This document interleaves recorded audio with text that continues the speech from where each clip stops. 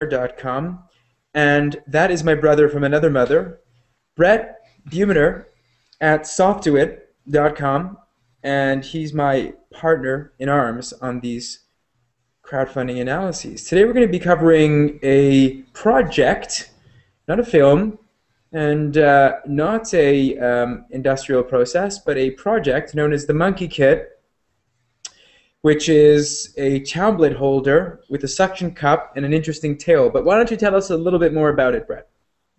Sure. So this is a product that basically has a folding tube with a suction cup on the end that holds your iPad or your tablet in place so that you can balance it and hold it in different places. So I'll pull up their screen real quick and let everybody take a quick look at this particular product. Oops, let me scroll to the top. So this is basically, you see the gizmo here attached to an iPad or some other type of tablet. This is not an artistic device. This is basically a consumer product, and they're hoping to get funding for this product such that they can start manufacturing it. Basically, when you first manufacture something, getting the manufacturing line set up is your biggest overhead, your largest expense. So they're hoping to get a large enough order. I believe they want 1,000 of these or something like that, maybe, if I remember right, such that they can be assured that their manufacturing costs will initially be covered, and then they can sell these at an affordable price for everyone that buys from that point forward. So that's what we're looking at today. It's a little different than some of the films we've covered recently, and a little different than the Mindcaphone project that we covered a week or two back, which was a product, but it was also something of a highly philanthropic nature. It wasn't necessarily a product being built to make a profit. It was one of those things being built to make the world better. So today we're taking a look at what it looks like to run essentially a consumer electronics or consumer accessory through a Kickstarter campaign.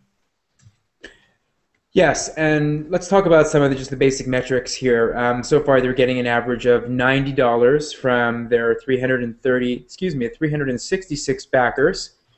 So that's a pretty good average. I'd like to see $100 per contributor. That's like a nice, decent clip. They're oversubscribed. They've made their target. And we wanted to select the Monkey Kit as an example of a project of answering the question, what happens when you oversubscribe your project? I'm going to say that again because that didn't come out right. What happens when you oversubscribe your project, and what is the intention of asking for such a low amount of money, in this case $20,000, and then radically exceeding it? Is it a case of lack of confidence? Is it a case of overconfidence? And what I mean by lack of confidence is obviously you don't think you can raise a large amount, so you ask for a low amount. Or on the other hand, are you actually using the low amount as a way to demonstrate your world domination by doubling, tripling, quadrupling your number? Does that make you, prescient and prophetic, or does it make you foolish for not asking for more initially? Can you maybe tell us a bit about that, Brett? Sure. Yeah. No. They've raised $33,000 so far of their $20,000 goal. They've got over a month to go. They've got 37 days to go. This was a looks like a 45-day project. It launched on January 7th. Today, as we shoot this video, it's the 15th. So they've already, in just 8 days, raised $33,000 from 366 backers. Now, I find, this slightly odd, maybe, that most of the people, they came in and they essentially purchased this product, the pledge, at $80, where the retail MSRP is listed at $99.99. So they filled up all the backers that might be able to buy this thing at a $20 discount. There's still a handful that are available at the $10 discount. It just seems like, to me, this feels different. It feels like a consumer sale. The page looks like a sheet straight out of a manufacturer's distribution catalog or something like that. that's not necessarily bad. It appears to be working for them, assuming that $33,000 isn't their own money filling things up to make them look popular. They're making progress, but it's definitely a different type of campaign over an artistic project, a charitable project, or something of that nature. So as we're looking at this too, there's a handful of little things that kind of stand out as quirky. They don't have a transition from the low-level pledges to the high-level pledges, and the high-level pledge is flaky at best. Yeah, not to mention the fact that one of the founders of Okta, the company, goes by the name of Prometheus Trotsky, which is like Kaiser Soze from The Usual Suspects. I mean, if I was looking for an alias, I would say Prometheus Trotsky. And that's the top. That takes the cake this week. I think on any of the shows that we've done thus far, that's pretty much the most amazing and innovative name we've ever seen. Look, let's break it down for what this thing is. They're selling a product, and it's being manufactured in China, through probably a couple of different vendors that they're, putting them together and then assembling it in two different factories. And it's going through the standard manufacturing process. That's all fine and well. If you're actually flogging a product and you're looking for a proof of concept, in other words, to pay for your production costs and to give you a bit of profit, ultimately for a sales operation for this particular monkey tail. And of course, these people invented another tail prior to this called the whale tail, which is a different kind of a thing. You can take a look at it on the actual page. If you're selling a product, don't go for the big pledge amounts. There's no point. I mean, it doesn't make any sense. In fact, that $10,000 pledge award amount actually seems like a bit of an insult, as far as I can tell. I don't even understand it in terms of why it was included. Just kind of standardize the amounts and make them all more kind of in the affordable range, and they'll just flog the sucker out one after the other, like the Pebble watch, and they'll be kicking some major goals with this particular item. They're getting great feedback at the $80 level. Again, I think it's a lack of, how should I describe it? A lack of confidence in the product, which is a really interesting device. I love it. In fact, I would get one for my iPad. There's so many places where I find myself in the world as part of my travels that I would love to have something like that. In fact, even where I'm sitting right now, I'd love to have an iPad tab, a stand, and I could pop it up right here in front of me and kind of get my screen a little bit more level. If you're selling it, just flog it out. Make it affordable. You could volume discount this sucker, even offer it for $70 and still have it make a profit for you, and just watch the numbers rise. This is an example of a crowdfunding campaign that could be doing a lot better. And even though you've succeeded, it's almost like, should we call it a Pyrrhic victory? It's got some odd aspects to it. For example, at the $150 pledge level, basically you get the same consumer device with a different paint job, as far as I can tell, and they've got 3 different paint jobs that you can get on this, which, if you're buying one of these things, do you need that extra paint job for an extra, $70? And as I'm looking at the comments, there are people asking, how do I get 2? Can I pledge twice? But then there's a shipping cost involved as well. They've got a little caveat in there. I think they charge $40 for shipping. So they've got these flaky pledges at $150. They've got people asking for 2 at a time instead of just 1. Why didn't they double the price and offer essentially 2 at $160 or $170 plus shipping, or maybe with some combined shipping discount?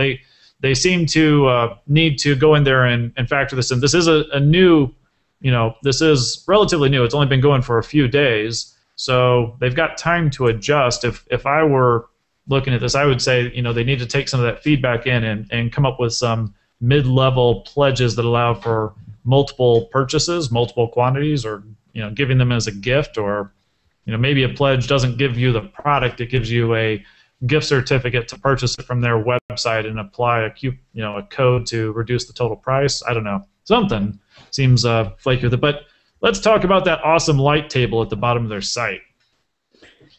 Yeah, that $10,000 pledge amount, the Okta light table. You know, guys, that should have been done as a separate crowdfunding campaign entirely. It's kind of mixing apples and oranges here. It's not going to ruin your momentum, but I think it was just maybe trying to bite off more than you can chew, and leaving it out probably would have been better. You definitely maybe wanted to make some updates apropos to what you just said. If they're noticing a lot of the comments are coming through about multiple units, just have a copy update. You know, put a pledge reward update. Say we are, you know, as of whenever we've had an overwhelming response to the monkey tail, and we're offering now 3 units at, what would it be, 220? You know, like it's 80 times Right. 3 would be 240, so 220.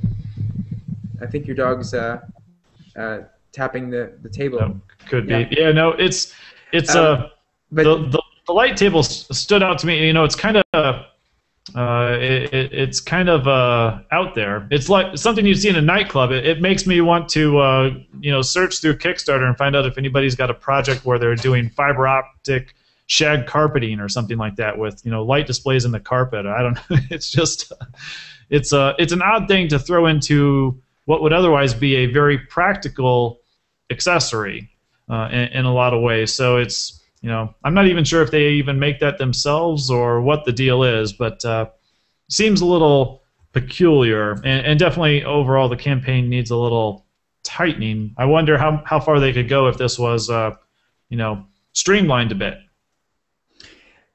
So let's just review the salient points. 366 backers, not nearly enough audience engagement. What's going to get you multiple sales of the monkey tail and the whale tail, incidentally, is people sharing news of the existence of it, just like in the Pebble Watch. Also, there's no pledge reward that bundles the whale tail with the monkey tail. I mean, there is one. That's not correct. I do remember seeing one, but you're not pointing up enough attention to the whale tail, and that might be, you know, there's no separate pledge reward just for the whale tail. Maybe people want to buy the whale tail and they don't know how to actually get at it. You know, it's things like that. There's a lot of different ways you can kind of shuffle up the pledge rewards a bit. The website's good. I mean, I like the Okta website. It's solid. It's got all the necessary calls to action. It's simple. It's clean. It's pretty straightforward. There isn't really an easy place to social share about this thing. I mean, there is a fan page for Okta, but there should be more comments on the actual page with, and I think 3 of the 7 comments that they have on the page are actually written by Prometheus or by one of the people, or by Nikki or whomever. So it's, I mean, it's, again, it's almost like a Pyrrhic victory. I think it's a little bit of something that they could have, they left money on the table, and it's a crying shame, you know, like it's, it's something that I think, you know, they could be doing a lot better at, and it's kind of, you know.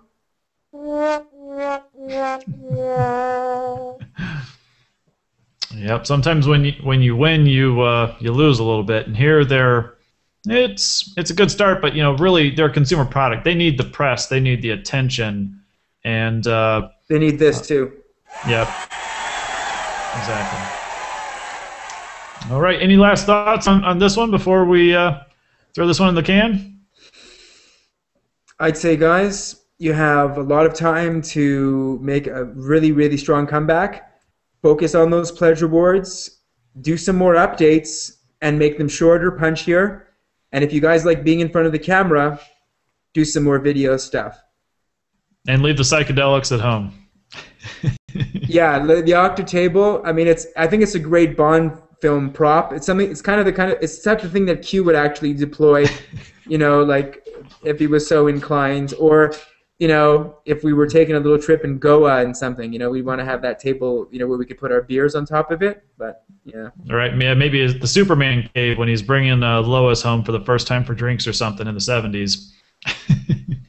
Something like that. But you guys did it, so that's what counts. It's all about the results, and you guys made your target, and that is good for future campaign that you might want to run, or for the actual light table. You can demonstrate proof of concept that you've done this well in the past, and that alone, and I think your dog agrees, that alone is worthy of a Hosanna. So thanks again for watching. I'm Adam Danny Mazet, that's Brett Buhner, and we'll be back.